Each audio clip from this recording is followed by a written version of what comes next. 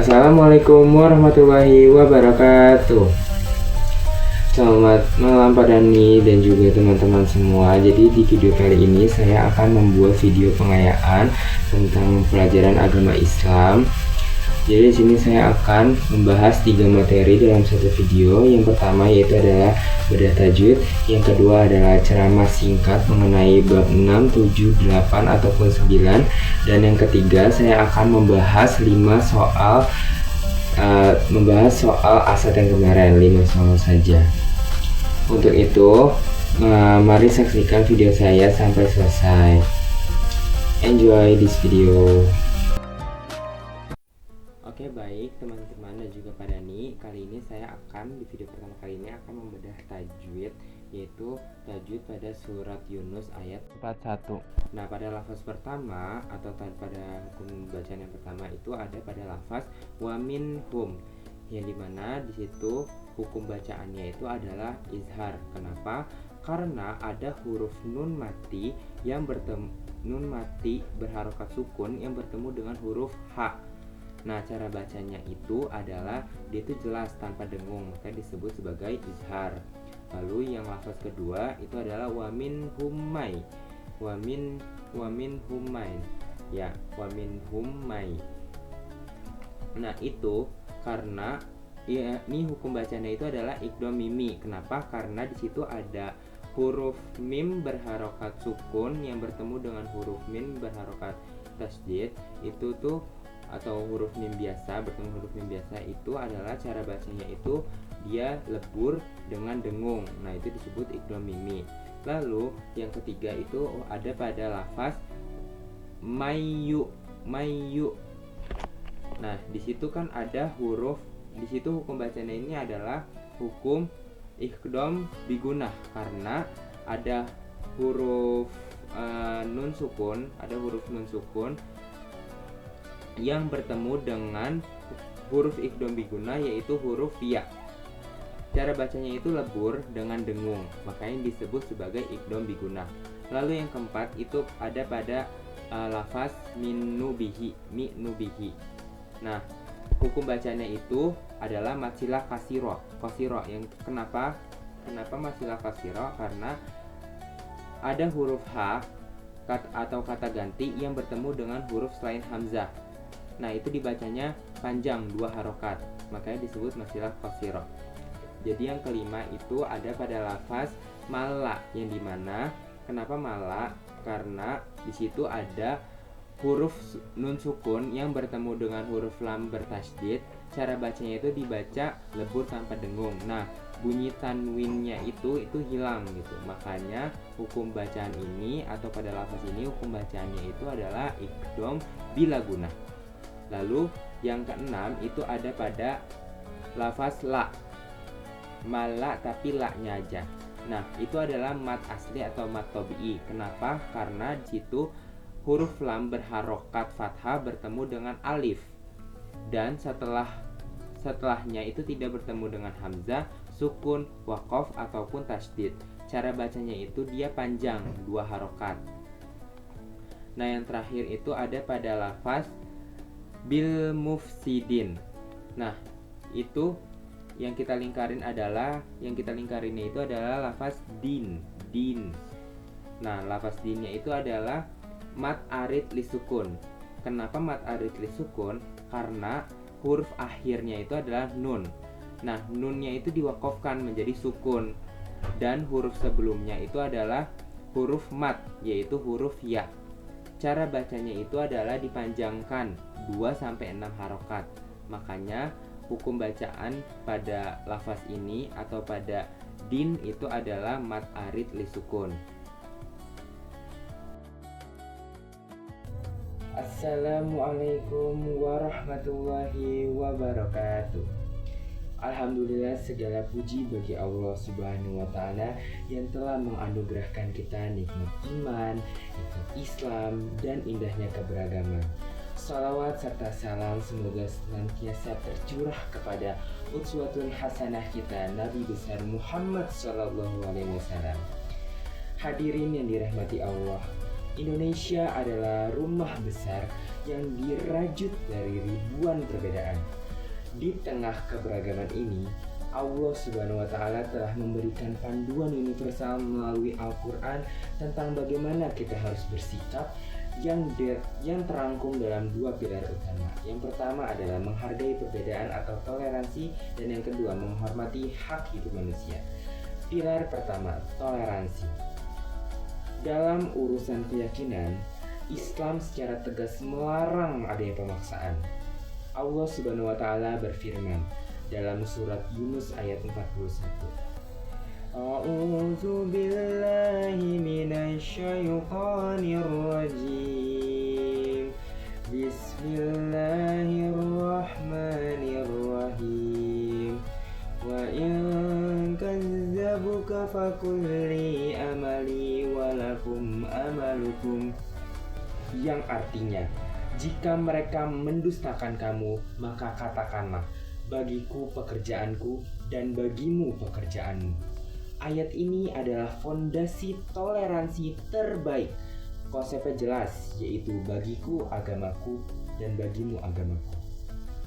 Kita tidak bertanggung jawab atas apa yang mereka lakukan, dan mereka pun tidak bertanggung jawab atas apa yang kita lakukan. Toleransi bukan berarti membenarkan keyakinan orang lain, melainkan menghargai hak mereka untuk berbeda tanpa harus bermusuhan. Kemudian pada ayat 42, Allah menyindir orang-orang yang menutup telinga mereka dengan akal dari kebenaran. Ini mengingatkan kita agar menjadi hamba yang mau mendengar melalui akal sehat dan mengedepankan dialog dengan santun, bukan mengedepankan ego ataupun kekerasan. Pada pilar kedua, yaitu memelihara kehidupan, dalam surat Al-Maidah ayat 32. Toleransi yang kuat akan melahirkan rasa aman. Sebaliknya, toleransi atau hilangnya toleransi berujung pada kerusakan dan hilangnya nyawa. Begitu sucinya kehidupan manusia. Allah Subhanahu wa Ta'ala menegaskan dalam surat Al-Maidah ayat 32. A'udzu billahi minasyaitonir rajim. Bismillahirrahmanirrahim. Wa man qatala nafsan bighairi nafsin aw fasadin fi ardi fakana annama qatala nasa jami'a. Artinya, barang siapa yang membunuh seorang manusia bukan karena orang itu membunuh orang lain atau karena berbuat kerusakan di bumi, maka seakan-akan dia telah membunuh seluruh manusia di muka bumi ini. Dan sebaliknya, barang siapa yang memelihara kehidupan seorang manusia, maka seolah-olah dia telah memelihara kehidupan manusia semuanya. Hadirin yang dirahmati Allah Subhanahu wa Ta'ala, ayat ini adalah peringatan keras sekaligus apresiasi luar biasa dari Allah. Menyelamatkan satu nyawa, menjaga kedamaian satu orang, nilainya itu sama dengan menjaga seluruh umat manusia di muka bumi ini. Jadi kesimpulan pada ceramah kali ini adalah menjaga kerukunan bukanlah pilihan, melainkan kewajiban iman. Mari kita kuatkan toleransi seperti yang diajarkan oleh surat Yunus ayat 41 dan 42, dan mari kita pelihara kehidupan serta kedamaian seperti yang diamanahkan pada surat Al-Maidah ayat 32. Jangan biarkan perbedaan mencabik-cabik persaudaraan kita. Semoga Allah Subhanahu wa Ta'ala senantiasa melembutkan hati kita untuk menjadi pelopor perdamaian dan merawat kerukunan di bumi pertiwi ini. Wabillahi taufiq wal hidayah. Wassalamualaikum warahmatullahi wabarakatuh. Jadi di sini kita masuk kepada soal hitung-hitungan. Jadi soal hitungan yang pertama itu ada pada nomor 25 yang sudah saya tampilkan di sini. Mari kita hitung bersama-sama berapa hasilnya. Jadi di sini kan di soal itu mereka sudah menyatakan bahwa anggarannya itu ada 10 juta. Anggarannya 10 juta.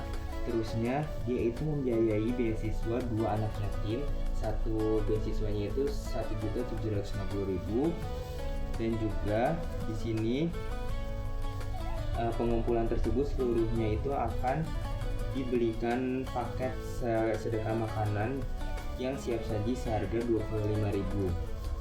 Berarti satu paket makanan itu 25.000. Maka berapa piring yang dihasilkan gitu.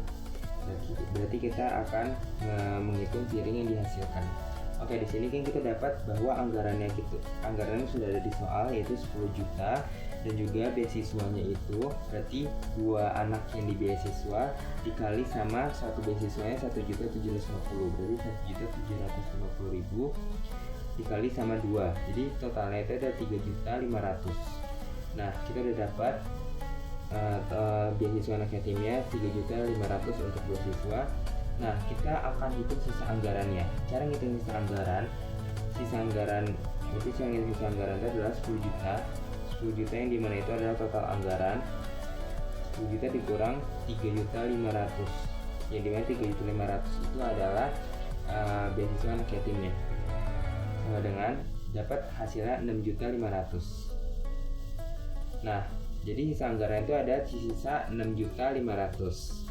Nah, 6.500.000 untuk mendapatkan berapa piring, maka kita harus menghitung dibagi sama 25.000. Kenapa 25.000? Karena satu paket sedekah itu adalah 25.000. Jadi kita hitung 6.500.000 dibagi sama 25.000 sama dengan 260 piring. Nah, hasilnya sudah ketemu, yaitu 260 piring. 260 piring ini di pilihan gandanya itu yang D, berarti jawabannya adalah yang D. Oke, lanjut di soal hitungan yang kedua. Di sini ditanyakan soal hitungan pada nomor 51. Jadi di sini ditanyakan bahwa berapa biaya tromol. Nah, kita hitung dulu ya. Jadi di sini biaya total tromol itu kan berarti ini di soalnya tuh menerima Jumat berkah sebanyak 15 juta. Dananya 15 juta. Dananya 15 juta, kita udah diketahui dananya 15 juta.